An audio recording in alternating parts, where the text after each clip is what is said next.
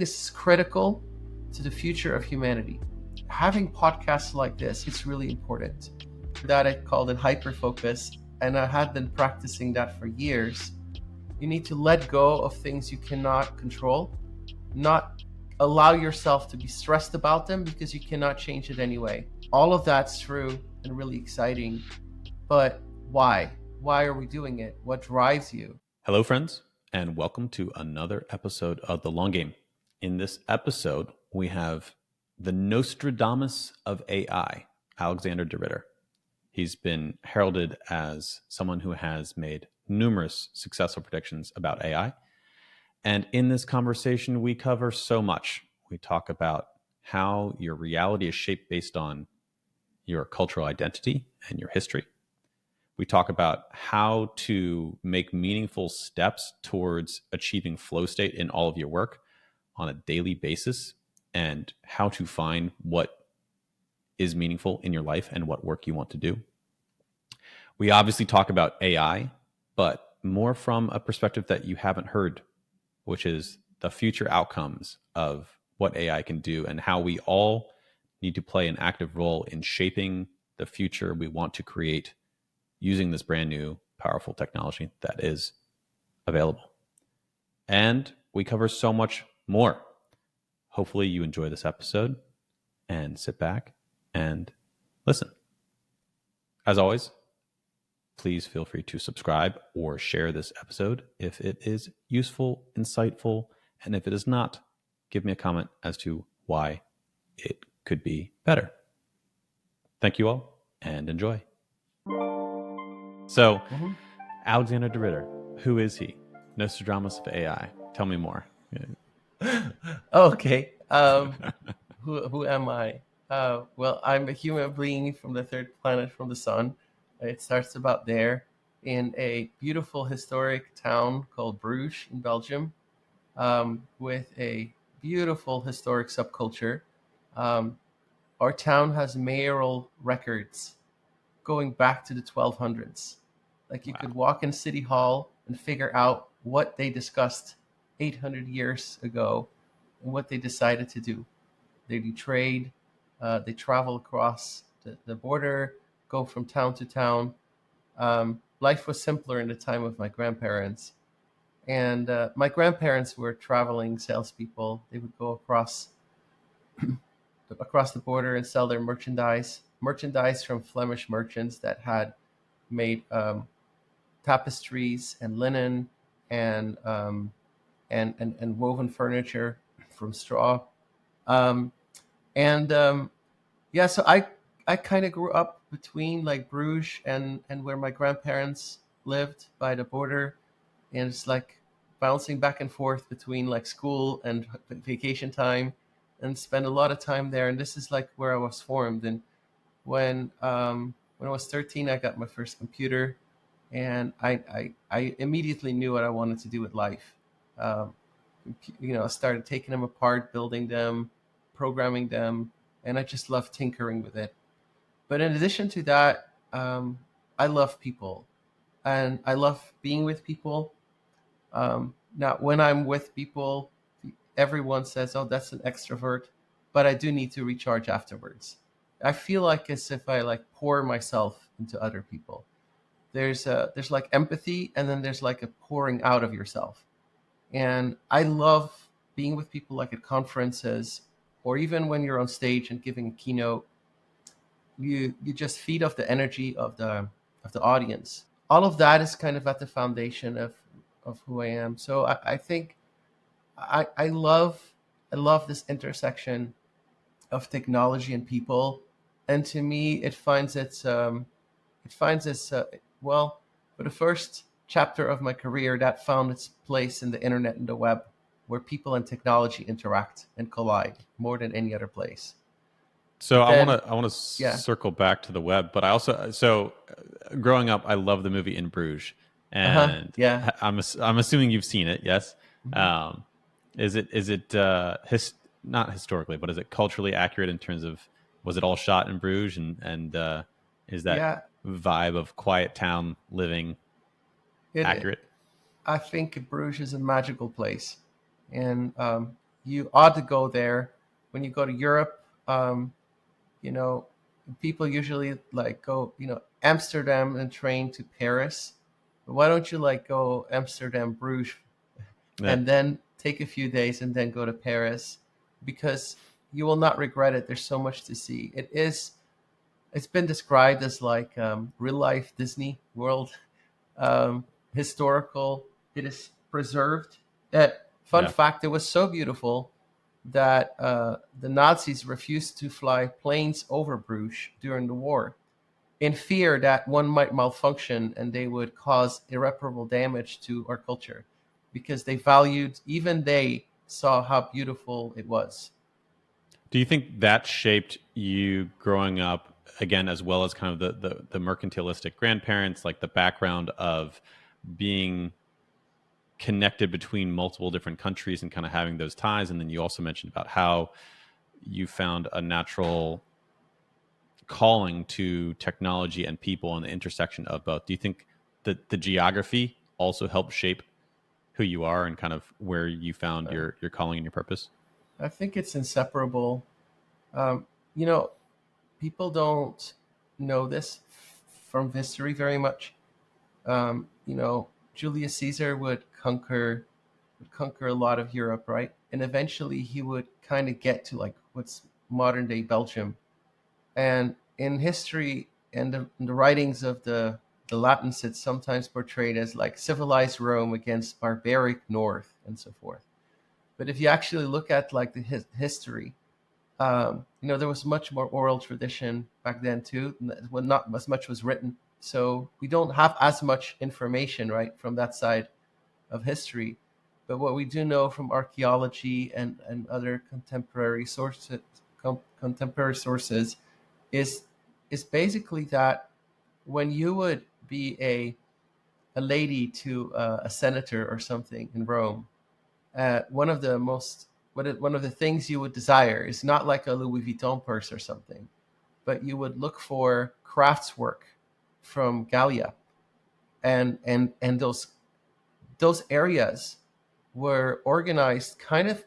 It's almost like an idyllic society where like each town minds its own business. They do trade amongst them, but they don't try to like conquer each other, until later on people have this idea to start like bigger and bigger alliances, and they start forming nations there. But it was very like a very democratic, very loosely organized, very respectful.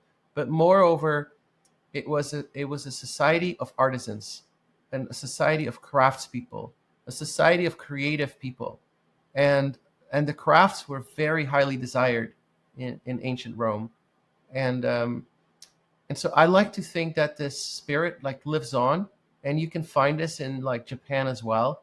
You know how they obsess about their crafts, and how they make their sushi, and how they make their swords, and how they make their steel. And it's an ancient tradition, a crafts tradition.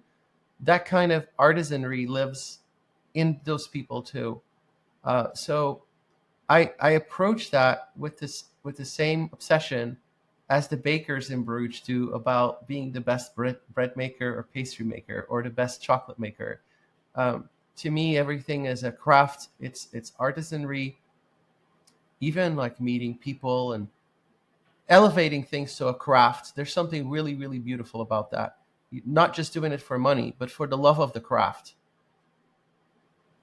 Yeah, absolutely. I mean, I think there's a certain depth of almost intimacy that comes with really enjoying the craft, the work, the thing that you're doing. You're not doing it just for some outcome. You're doing it because the activity itself is rewarding. It's I forget there's some Greek term for, pleasure derived from the particular activity you are doing rather than from the external outcome or achievement from accomplishing it. But if you're able to really be in an enjoyable state, in flow state, while doing the activity, I think the quality of the output also, because you're not looking for Yeah, some result of, oh, I just want to have bread that I can eat, but you're actually enjoying the baking, the kneading, yeah, the process of it. I think the quality changes as well based on the yeah. quality of the And input that you put into it. I think that the first time I heard the word flow state, I already had a word for that. I called it hyperfocus, and I had been practicing that for years. Um, How do you get into it? Just out of curiosity. I mean, everyone kind of experiences it yeah, differently, but like, what's your process for it? yeah. So like for me, like the core, the, it's more about how you create the circumstances by which you can get into it, right? It's like you can't be like at a rave dancing, hyped up, and then say, now go to sleep. Right. Your body needs to come down, right? So the same way you can't just go in hyper focus or flow state without like creating the environment for it and being in a state that is conducive to it. And if you're struggling to get in flow state, you got to check those environmental factors first before you can even have a chance to achieve it. And for me, I noticed that there's a few things, but like one is avoid stimulants, and that's a really tricky one because people love their coffees and caffeine and so forth. But to me, homeostasis, whatever goes up must come down. The body and life and nature always seek equilibrium. If you're in a heightened state or in a depressed state because you're coming off from a stimulant, then your body is not naturally going to go into flow state or hyperfocus. It is focused on achieving homeostasis. So avoid things like that. Anything that really would take your brain out of the sine wave, right? And if it's disrupted in either way, you have a temporary gain, but it's always followed by by an equal and opposite reaction. Newton would love this. Then, So, do you not have caffeine? Do you have a zero caffeine diet as well as maybe sugar? Like, how far do you draw yeah, the stimulant equation? I think that every person needs to get to know their own body and what works for them and not. Um, I have had periods of low carb intake. Clearly, I'm not in one of those phases right now. Um, but I typically don't have caffeine. Um, and beyond beyond just like the nutritional aspect, um, it's just important that you're not like um, alert on something or sharp on something. You need to be yourself.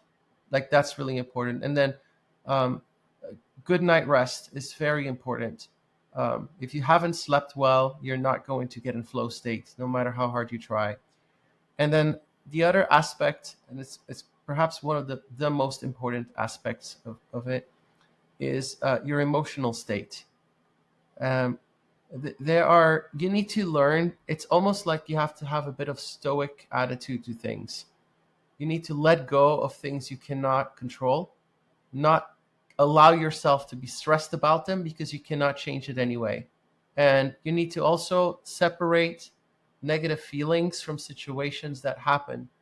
So, for example, your kid is doing dishes and breaks a plate, right? In that moment, say, I'm so grateful my kid is even doing dishes. Otherwise, they would have not had an opportunity to break a plate, right? And if somebody tells you, "Hey, I was doing a server update and I accidentally set us back 2 days," um, you're like, you know what? This already happened. I can't undo it. Now this person feels very terrible. If I now load this person with like negative emotional energy, it's going to even have a detrimental impact. I can't change it. I can be sad about it, but I shouldn't be emotional about it. And so you need to learn to separate the emotional stress from the stress. Stress is good. Emotional stress will kill you, uh, because when you have emotional stress, all your mind is doing is processing those emotions. You need And to is forget. emotional stress like always a bad emotion, such as like worry or fear, or is it also good emotions? I mean, like define stress versus emotional stress for me. Yeah, I think positive emotions are good, but they act like a stimulant. So you have to. They say like never too high, never too low, right? In your emotions. So enjoy the good moments, but don't let them get you to like super heightened state where you have to. But that's okay. You just need to realize you won't be in flow state the next moment. You have to like come down from it.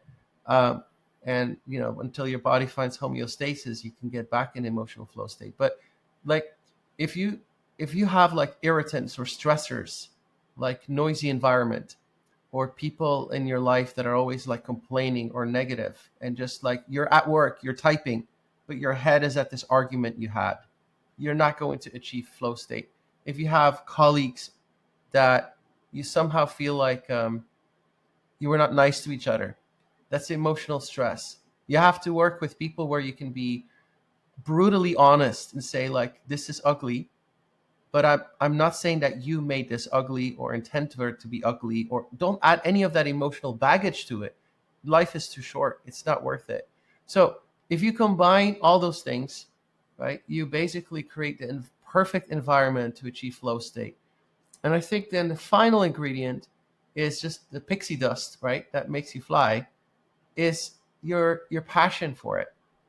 If you are doing something that you genuinely love doing, and you are in that environment, you're almost automatically going to slide into flow state.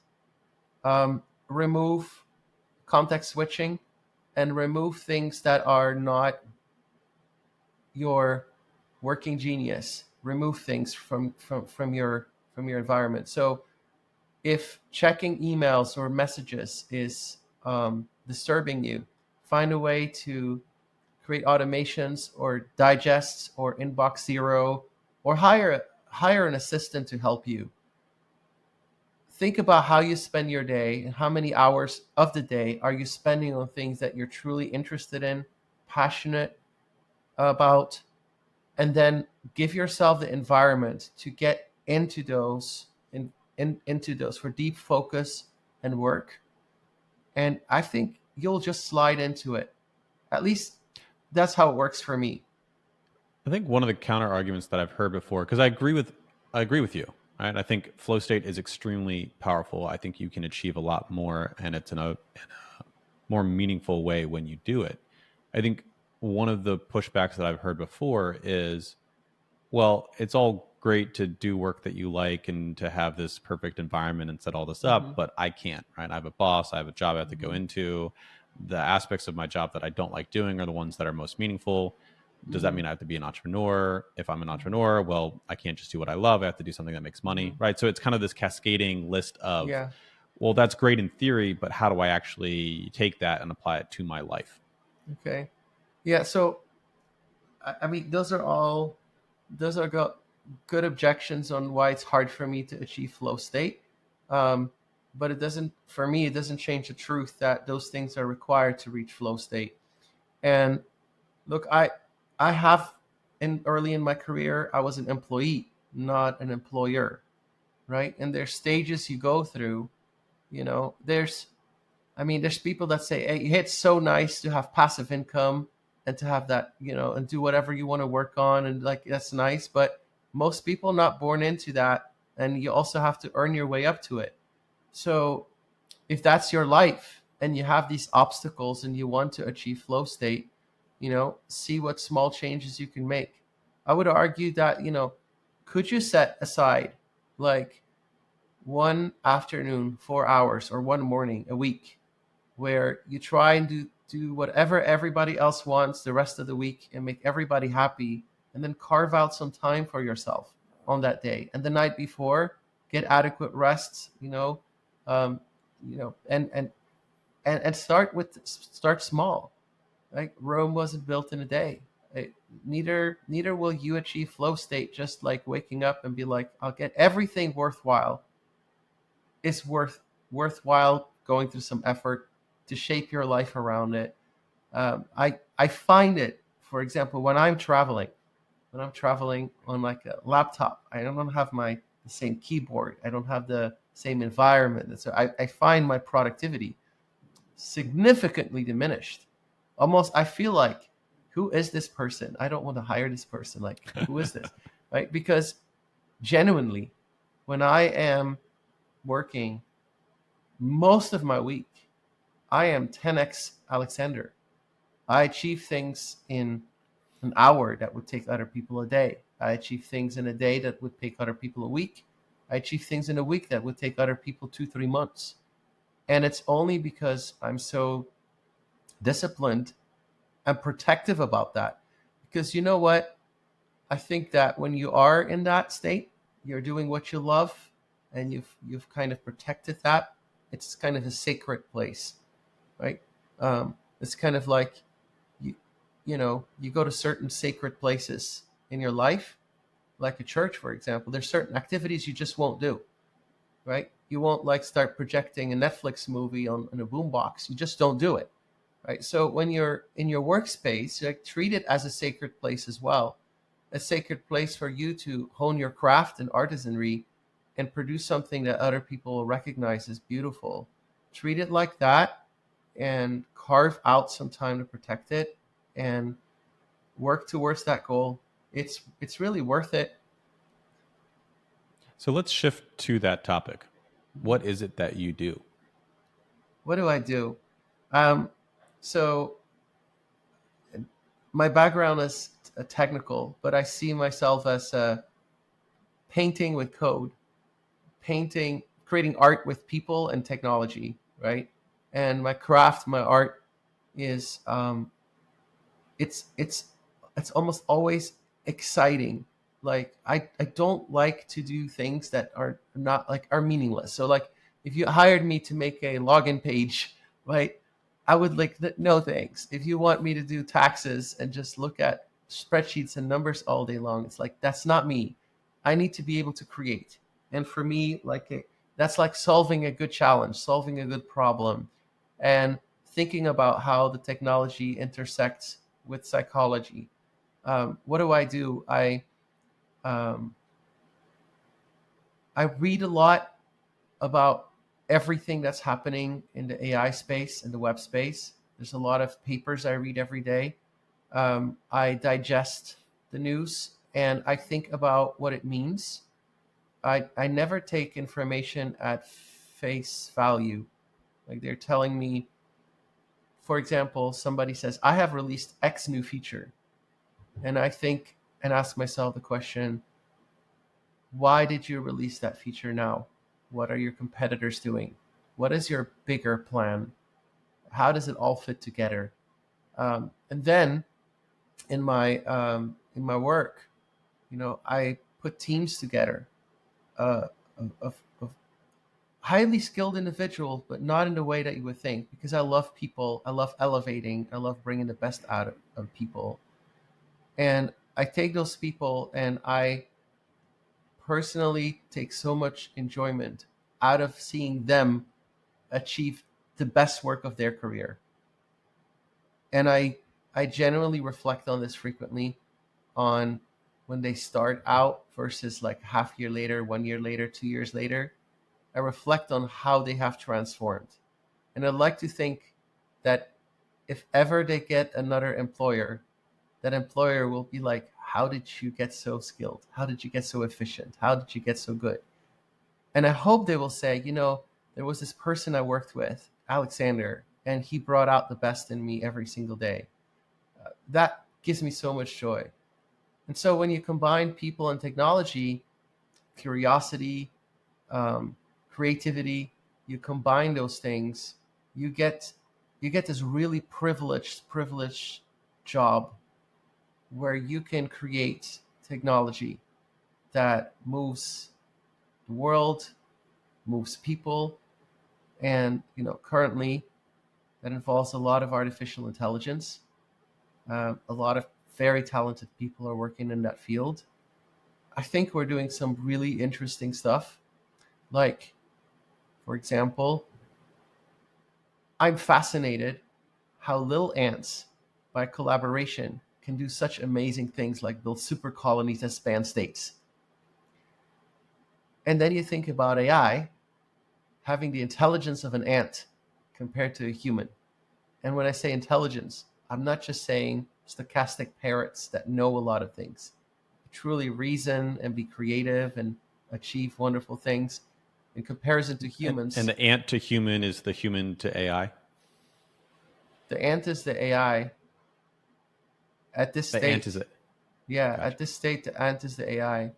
And so when I got access to like GPT 3.5, especially turbo, when it started like being fast and affordable, I said like, this is all we need. This is the ant. This is the ant unit. Now imagine this working in collaboration, like 100,000 ants collaborating together. What kind of superstructures can you build on top of that? Collective consciousness. And it aligns with like a democratic vision of the world, where you don't have like a monolithic super AI that you have to destroy, but more like how the world works with 8 billion people all collaborating. Not all of them are aligned with each other, but in collective aggregate, you get something really beautiful, which is called civilization, that we really appreciate. So, very fascinated by that. I'm also very fascinated, and I've done a lot of research and work in that field. SMYTHOS, what we're doing with agents, it's really fascinating. I think like it's so cool that I have to tell my employees and team members to take off during the weekend, because during the weekend they're playing with the technology that they have made, because it is just too exciting to put down. Yeah.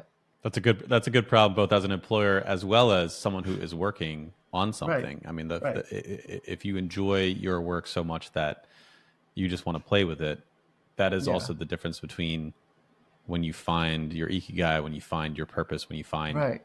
the work that is most meaningful to you. Yeah. You will never be able to distinguish the difference between play and work. No. And work should be playful, and work should be, yeah. If you want to be high achieving, there should not be a single drug I can offer you to take you out of flow state. There should not be a single show that you want to put your work down for, and you want to know the next episode of what happens in your work. And that is your high, that's your stimulation, that is the thing that gives you your um, endorphins in your brain, that drives and motivates you. So if you don't have that yet, maybe just like do some soul searching. Ask yourself, is what I'm doing, is this is really what I'm called for? I think every person, even like, that can be motherhood, right? It does not have to be some university degree, but every person has like I believe a real calling in, in this world.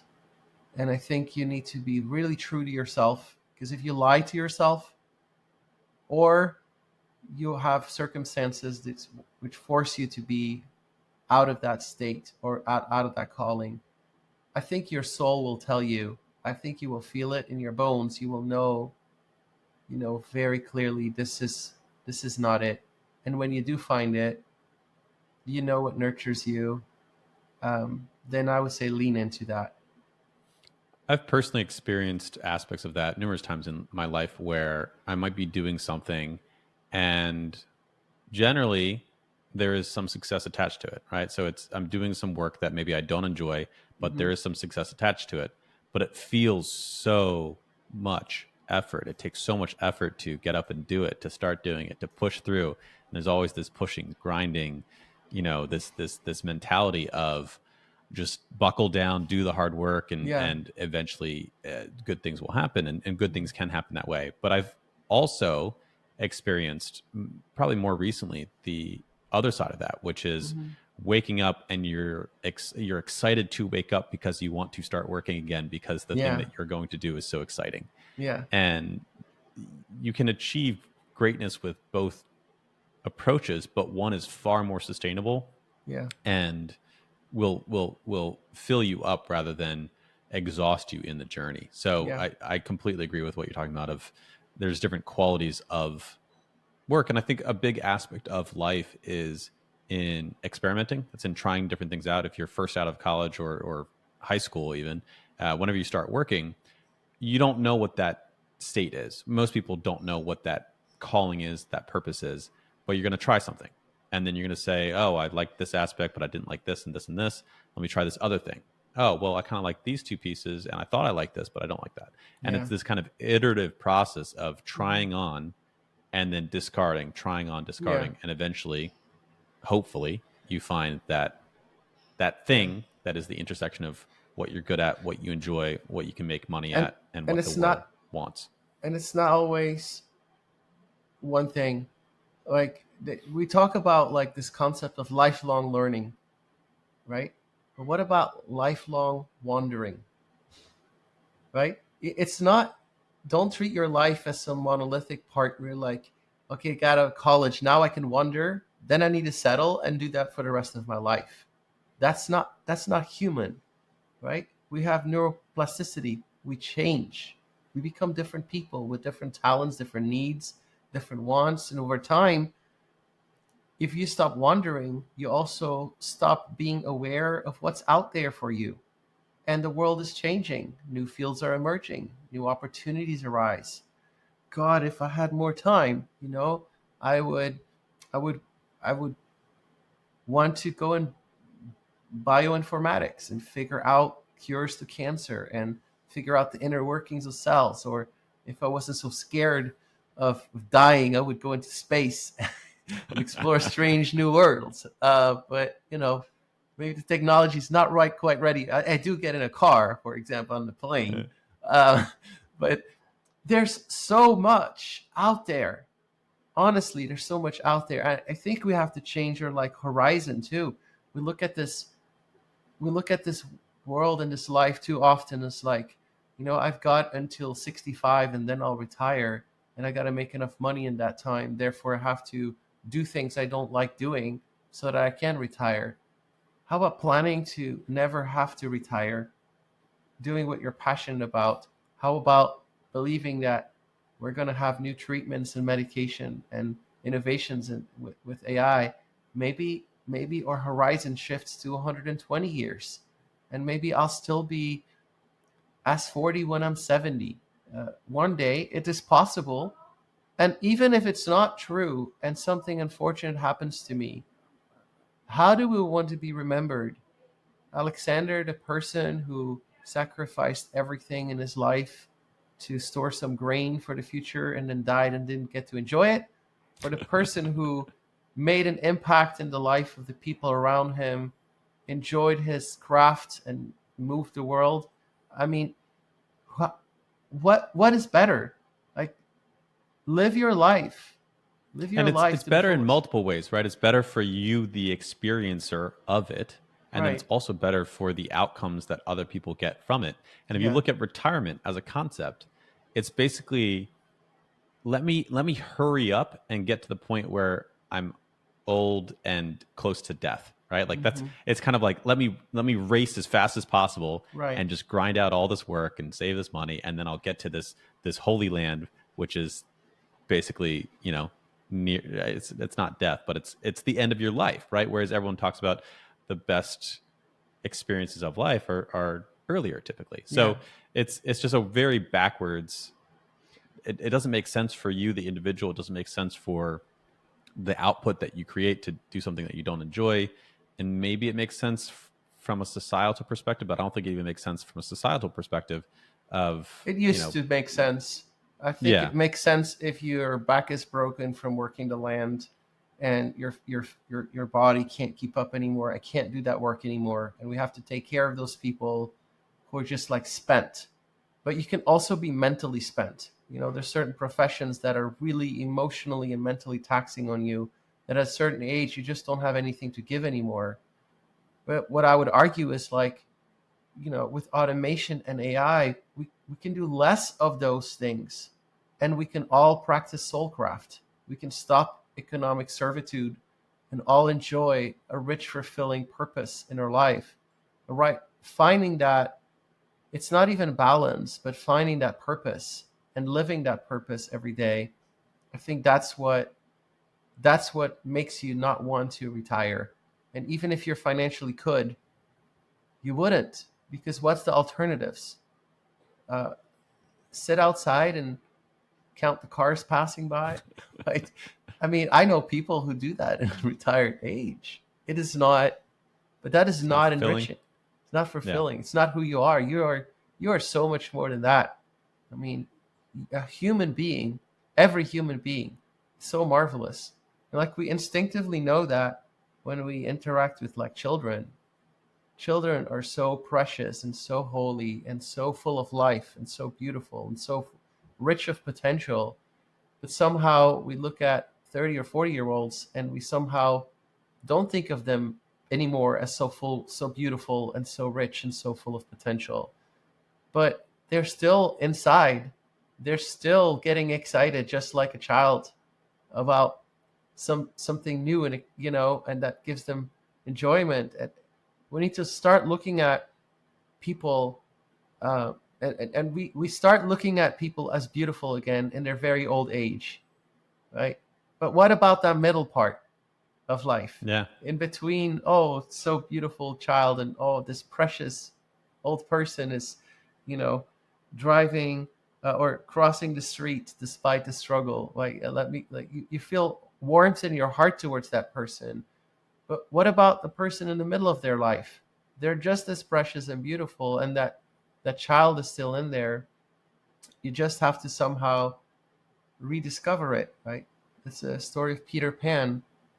You can grow up and forget who you are, but I think that sometimes when you're really, really young, maybe like right before puberty, right? If you like go back in time, right before hormones messed with you, maybe you knew who you were. Maybe you knew what you liked, what gave you joy. Maybe you didn't have that huge filter on, and you were more your authentic self. And is it possible that, like, many people in their adult life think, oh, it's not cool to be childlike, so let me hide this part of myself, and do it long enough and you forget who you are, and then you can't have fun at work because I got to look serious, I got to get this promotion, what are other people going to think of me? Life is so beautiful, especially when you can. Yeah, and I did call myself privileged to work on things I truly enjoy. I think it is a privilege, but for many people, not for all, I think it is something that you can work towards to have that privilege. It is not automatically given to everyone. It's I something think, you have to yeah, this earn. is this is definitely something that I think a lot of people have maybe encountered Hmm. or thought about, but then there's also a lot of fear associated with making the shift to move in that direction. Hmm. But I want to pull on something that you touched on, which was soulcraft, or being able to focus more on doing work that's meaningful to you, and how robots and automation, AI, are going to help bring that about. And you also have this reputation as the Nostradamus of AI, right? So predictions as it relates to AI.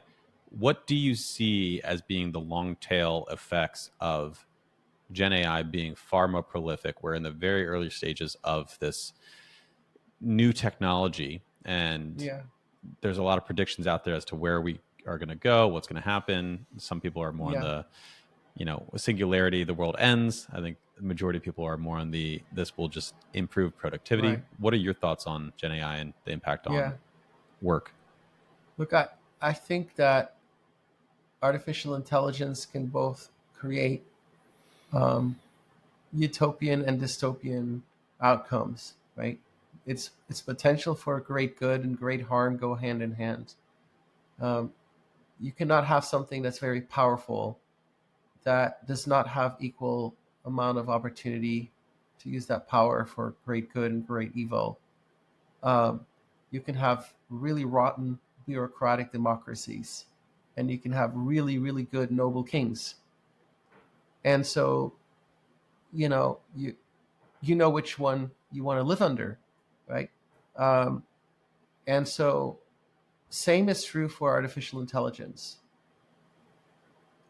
There is this future that is so positive, that can make that do so much good for people, and then there is the flip side of the coin, where it can do so much evil and so much hurt and pain and suffering.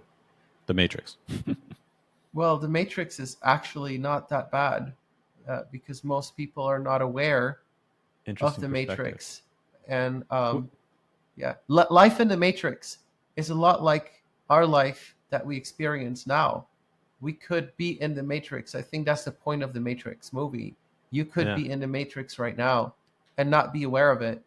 And if you're not aware of something being bad and your experience is good, then is it actually bad, even if it's not true? Right. That's kind of the Right. argument. Whereas Neo and Trinity and Morpheus are Yeah. And saying, I "I'd could rather go in an suffer hour and have long. truth." I could have an hour long. I could have an hour long tangent on the Matrix. But the point about this is that none of it is given or taken for granted. I think this positive future with artificial intelligence, I think that artificial intelligence unlocks that possibility. Just like the tractor unlocked the possibility for a majority of the population not to work the fields anymore and go pursue things that give them meaning or work in factories. But Right. our purpose with our AI and having podcasts like this, I think it's really important. I think it's really important the work that you are doing, Elijah, and what we're talking about. I think this is critical to the future of humanity. And I'll explain why. I think that, if you imagine a handful of people around the campfire, they can change the world, right? They can bring empires to its knees, not with the sword, but good ideas are very, very dangerous. This is why totalitarian governments love censorship, right? So great ideas are infectious. And oftentimes people are so busy surviving, getting that next paycheck, or keeping up with the neighbors in terms of materialism, or struggling with cancer, and so forth and so on. They're so busy with that life. Not everyone, again, has the privilege to zoom out and look at the big picture. And it is those people that ultimately have a voice in the democratic process that need to have the opportunity to envision a better life and a better future and can demand a better future. If it wasn't for such times in history, you know, people would have very different lives. But at some point, society said, no, this is the kind of society we want. And change happens. We have an opportunity right now to work towards that better future, that better use and more responsible use of this technology before the dystopian greed and other negative emotions and instincts, the worst side of the human coin takes over. We cannot expect the population, though, to know what that future is if they don't have time to think about it and are too busy surviving. And it is podcasts like this, it's conversations like this that inspire, put a spark, plant a seed for next generations to water and give fruit. It is not. You can think of it like the ideas that the founding fathers of the United States have had. They were they were thinking about government and how it functions and how, what rights were important for freedom, etc. And they were thinking about it. They were writing about it, and their ideas are surviving today, right? And so likewise, we have the ideas of great thinkers of ancient time as well. A lot of the Enlightenment, happened because we rediscovered ancient writings and all of a sudden could access them with books and translations. And people say, wait a minute, we have actually thought about these things and a better life is possible. And when we encounter with that possibility, then we start demanding and realizing that future. Some people call this like we're manifesting, but well, how can you manifest a life you don't even know is possible, right? If you, I would, I remember when I was a child and I wanted to ride a bike, I saw people like balancing on these things, on these tiny wheels. And I tried to sit on a bike and I would just fall. The only reason that I persisted is because I saw other people biking and I knew it was possible. Otherwise, I would not ride a bicycle today if it wasn't for other people showing me that it was possible. And so, likewise, our ideas about a better future, they are important because they are seeds that eventually can bear fruit. And we need to demand a better future. Like this technology has the potential to change the world for the better in so many ways. We're talking about our health, our education, our environment, the quality of our lives, our whole economic system. Like, let's be real, like, not everybody has the same opportunity. But is it fair that some people are toiling and still working coal mines while I'm sitting here having this podcast and they're doing the dirty work so that I can have electricity? Is that really what humanity is about?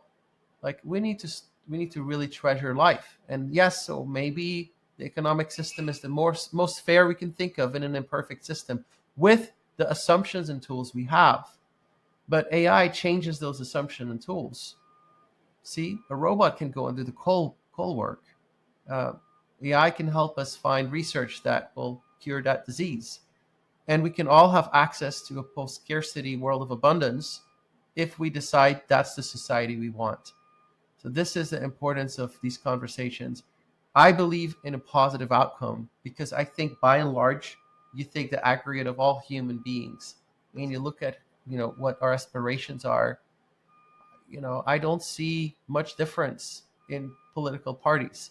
I Everyone wants less poverty, everyone wants less crime, everyone wants a happier society, everyone wants a healthier environment. People are just debating about how you go about it. And now we have tools to go about it that can actually change the world for the better. So now that we have access to these tools and I am working in this field, I am seeing the possibility every day. And you will see that what I'm saying is true. We have not even scratched 1% of the applications of the innovation we have already achieved. Forget about GPT-5 and 6 and 7. GPT 3.5 is all you need to fundamentally rewrite this society. We already have the technology and the tools. We've got the sticks. We just haven't figured out how to put them together yet and make an Eiffel Tower.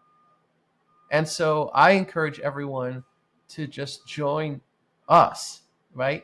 Elijah, Alexander, and everyone else who believes in the potential of humanity, the good of humanity, and doing our part to make that an expectation.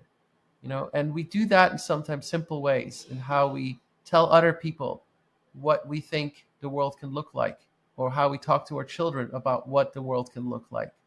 Because what we are doing is we're riding a bicycle for other people to see and aspire to. And maybe we're not the ones who are going to take the bicycle and go from Canada all the way to Mexico on the bike. But the person that does that saw us on the bicycle just in the street. Even if we do our little part, we can have larger impacts than we can possibly imagine. I think that's a beautiful framing. And it's not just based on idealism. It's based on practical reality of how do we learn. Even if you take something, so the bicycle is a good example, but even just walking. Human beings walk because babies see other humans walking, and so they try to model, and they fail until they get it, right? The same thing with the 4-minute mile. It was impossible until someone did it, and then everyone did it, right? Right. So it's the same type of framing of we have a real impact on the world that we create, the business we create, the conversations that we create. And when there's a new technology, such as AI or the internet, you can take an active part in shaping what that is by imagining that it Yeah. does. Maybe it's a little bit silly that you Yeah. imagine some type of future Hmm. that is not based on reality because it's based on dreaming about what it could be. But then you can also create it, right? The founding Yeah. fathers, I think, is a good example too of they got together and they studied history. They studied, they discussed and said, what does a better society look like, a better government that's never been Right. created before? And they dreamed, right? And they messed up some things, but they also built a impressive new form of government which Yeah. has spread like an idea across the nation. And no, it's not great, but it's better than all the other forms that came before it. Right. So I And think we are the it's a founding very interesting fathers. framing. And we are the founding fathers of the society that people 100, 200 years from now will inherit. Like, it is not something ancient in the past. We're faced with new technologies, new realities, new potentialities. It is up to us to be the founding fathers for this next generation in how we are stewards of the world and our children and the environment and how we take care of people. Um, don't we should not shrink from that realization, because if we wait, not do anything, greed will dictate, power will dictate how this technology is being used. And we should be the ones that dream. We should be the ones that imagine and aspire.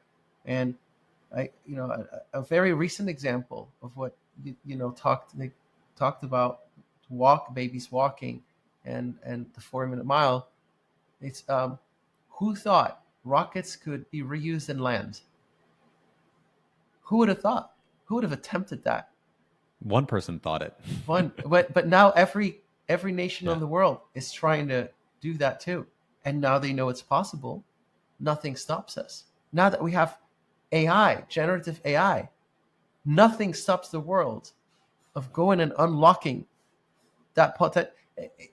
Imagine this here: how within a year of GPT-4, we now have so many GPT-4 level open source models within a year. But it took humanity all the way to 2023 to achieve GPT-4. And then in 1 year, the community of the world got several GPT-4 level models. And what is the precious example. thing? Yeah, and what is the precious thing? Once we show the world what is possible, everybody else wants it too. I want to live in a more fair and just and equitable society. And I want this technology to unlock that. I want a new economy of soulcraft and people. I want an economy that is in harmony with nature and leaves a legacy of the earth for future generations. All of it can be dreamed, but all of it can now finally, that dream can become real with the technology field we're working in. And so, yeah, sometimes all you have to do, all it takes. Maybe you're not an Elon Musk. I'm not an Elon Musk. He's a Mozart of his time, right? He's he's a unicorn, right? Very rare person. But that doesn't mean that we can't contribute. Sometimes the way we contribute is just planting seeds that others will water. And that is how you contribute. And live that reality around the people around you. Demand that these technologies are used for good. We can cure cancer. We can cure Alzheimer. Heck, we can cure parts of aging and live longer, healthier lives with our loved ones. We can cure economic slavery, where we have to work jobs that we hate. We can put robots in those jobs, and you can go and do work that gives you that satisfaction, that nurtures your soul. Even if that is something like fatherhood or motherhood. How about being a full-time father? How awesome would that be? Right? Like if you lived 300 years and you know that your kids, maybe you have like 20 years with them until they fly out the nest, and you lived 200 years, would you spend that tiny fraction of your life just really enjoying every moment? Why not? Okay, well, I can't afford it. Okay, but you know what? With AI, we can create a society where you can. Just because it's never been done before doesn't mean it's not possible to build that society. Exactly. And so this is the message I like to share with people, what I like to talk about. And yes, I work in, I work in the AI field. I build multi-agent networks. I build orchestration algorithms. I write patents. All of that's true and really exciting. But why? Why are we doing it? What drives you? I mean, for me, it's just this sheer excitement of like being on the frontier, like going to the new world and seeing what's behind that hill. Um, Pocahontas movie from Disney has this line where she says, "Just around the river bend," right? You're in your canoe, but you do not know what's right around the river bend. You have that curiosity, right? This is what drives humanity. It's what defines us. I mean, we went to the far corners of the earth, and when we had no more corners to explore because the earth is round, we went to space, and we started exploring the corners of space. Kept wandering. Kept searching. This is who we are as human beings. We need to explore. When we stop exploring, and we need to explore the infinitely small and the infinitely large. We have infinities to explore in time and space. And if you and I want people to be really humble too. I think it's exceptionally important to be humble when it comes to this, okay? The way 500 years people are going to look at this time in medicine is the way that we look at science during the plague, the Black Plague, the time before penicillin. We got to think of it as like, you know, amputation with a saw. That's how people 500 years are going to think of our medicine today. And now work backwards. We have now new powerful technology that can lock innovations that are going to make our current medicine look like Stone Age. What are you doing in your field to bring about that reality? The same thing is true for every other field, like education. Why is it that some rich kids can afford great tutors in education and other disenfranchised kids do not have that opportunity? Can we bring with artificial intelligence the best tutors to life so they can personally assist children in having access to the best resources education available in the world, that no child, truly no child is left behind in the educational front? And I could go on and on. But whatever field you are in, now is the time to dream big and imagine what the future can look like, not just a small tweak and iteration upon a broken old system that does not work in the new reality. But start thinking, what would be possible? And I believe that this technology is, as fundamental as electricity toward the advancement of our society. And we have very little idea what it's going to end up.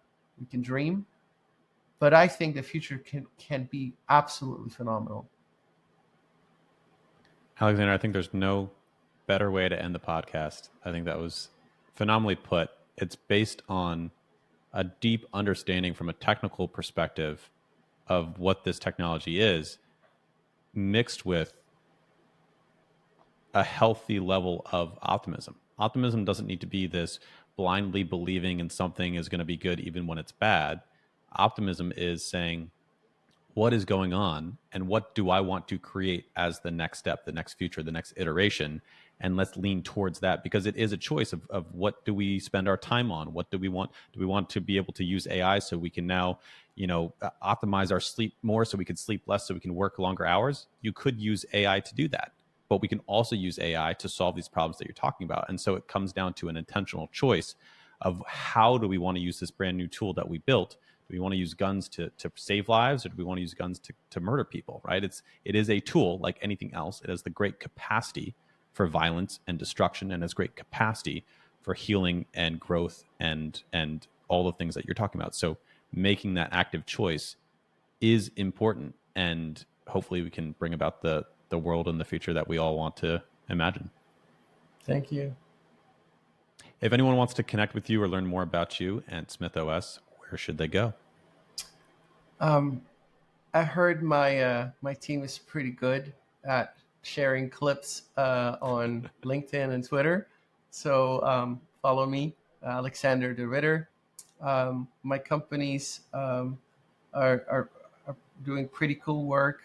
Like check out SMYTHOS, Smith with a Y. And SMYTH is like AI agents, and the OS part is an operating system to run them. We're doing really cool work. And it's about empowering people to create great things. And I hope that you'll feel empowered by listening to this podcast. I hope that you will make a change in your work, in your life, and spread that message. And hopefully we can together make the world a better place. Alexander, thanks so much for coming on the show. Thank you.